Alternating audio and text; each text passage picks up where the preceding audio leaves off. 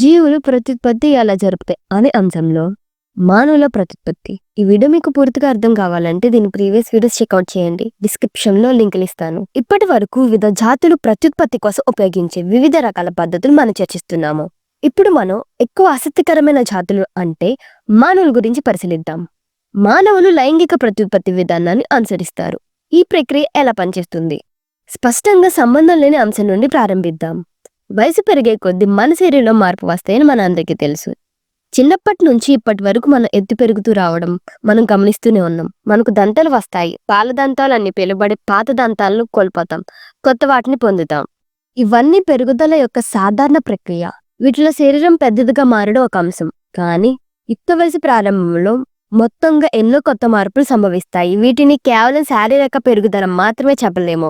శారీరక తమ రూపాన్ని మార్చుకుంటుంది, పరిమాణాలు మారుతాయి, కొత్త లక్షణాలు కనిపిస్తాయి, అలాగే కొత్త అనుభూతులు కూడా వస్తాయి. ఈ మార్పుల్లో కొన్ని బాలబాలికలు ఇద్దరికి సాధారణం.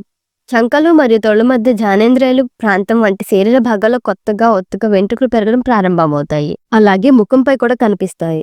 చర్మం తరచు జిడ్డుగా మారుతుంది మరియు మొటిమలు ఏర్పడడం ప్రారంభమవుతుంది. మనం మన శరీరం గురించి మరియు ఇతర కొత్త మార్గంలో స్పృహ అవగాహన కలిగి ఉండడం ప్రారంభిస్తాం. మరోవైపు అబ్బాయిలు అమ్మాయిల మధ్య భిన్నమైన మార్పులు కూడా చోటు చేసుకుంటాయి. అమ్మాయిల్లో రొమ్ము పరిమాణం పెరగడం మొదలవుతుంది. అలాగే అమ్మాయిల్లో ఈ సమయంలో ఋతుచక్రం ప్రారంభమవుతుంది. అబ్బాయిల ముఖంపై కొత్తగా మందంగా వెంట్రుకలు పెరగడం ప్రారంభమవుతుంది మరియు వారి స్వరాలు బొంగురుపోవడం ప్రారంభిస్తాయి. ఈ మార్పులన్నీ నెమ్మదిగా నెలలు మరియు సంవత్సరాల వ్యవధిలో జరుగుతాయి. అవన్నీ ఒక వ్యక్తిలో ఒకే సమయంలో జరగవు. కొంతమందిలో అవి త్వరగా మరియు వేగంగా జరుగుతాయి, మరికొందరు అవి నెమ్మదిగా జరుగుతాయి. అలాగే ప్రతి మార్పు కూడా త్వరగా పూర్తి కాదు. ఉదాహరణకు అబ్బాయిల ముఖంపై మందంగా ఉండే వెంట్రుకలు మొదట్లో చాలా పల్చగా ఉంటాయి మరియు పెరుగుదల నెమ్మదిగా మొదలై ఏకరీతిగా మారుతుంది. అయినప్పటికీ ఈ మార్పులను వ్యక్తుల మధ్య వ్యత్యాసాలను చూపుతాయి. మన ముక్కు లేదా వేలు వేరు వేరు ఆకారంలో ఉన్నట్లే జుట్టు పెరుగుదల లేదా రొమ్ము లేదా పురుషంగ పరిమాణం ఆకారం కూడా వేరువేరుగా ఉంటాయి. ఈ మార్పులన్నీ శరీరక లైంగిక పరిపక్వతకు సంబంధించిన అంశాలు. ఈ వయసులో శరీరం లైంగిక పరిపక్వతను ఎందుకు చూపిస్తుంది? బహుకణ జీవుల్లో ప్రత్యేకమైన విధులు నిర్వహించడానికి ప్రత్యేక రకాల కణ ఆవశ్యకం గురించి మనం మాట్లాడుకున్నాం. లైంగిక ప్రత్యుత్పత్తిలో పాల్గొనడం సంయోగ బీజ కణాలను సృష్టించడం ఒక ముఖ్యమైన విధి. మొక్కలు వాటి సృష్టించడానికి ప్రత్యేక రకాల కణాలను కణజాలను అభివృద్ధి చేస్తాయి మనం చూసాం. మానవుల్లో కూడా దీనికోసం ప్రత్యేక కణజాలాలు అభివృద్ధి చెందుతాయి. ఏదేమైనా ఒక జీవి శరీరం దాని ప్రౌఢజీవి పరిమాణంలో పెరుగుతున్నప్పుడు శరీర వనరులని ప్రధానంగా ఈ పెరుగుదలను సాధించడానికి నిర్దేశించబడతాయి. ప్రత్యుత్పత్తి కణజాల పరిపక్వత మాత్రమే ఎక్కువ ప్రాధాన్యంగా ఉండే అవకాశం లేదు. అందువల్ల సాధారణ శరీర పెరుగుదల రేటు మందగించడం ప్రారంభించినప్పుడు ప్రత్యుత్పత్తి కణజాలాలు పరిపక్వం చెందడం ప్రారంభిస్తాయి. కౌమార దశలో ఈ కాలాన్ని యుక్త వయసు అంటారు.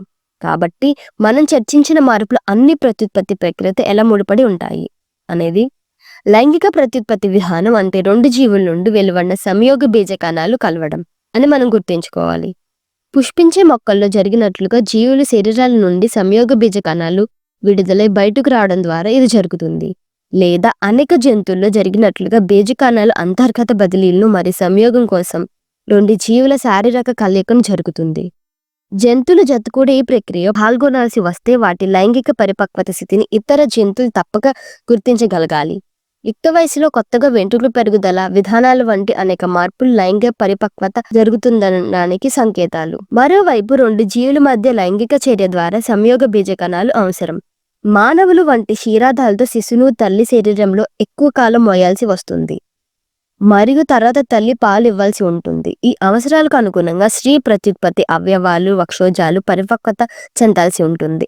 లైంగిక ప్రత్యుత్పత్తి ప్రక్రియలో పాల్గొనే వ్యవస్థల్ని చూద్దాం.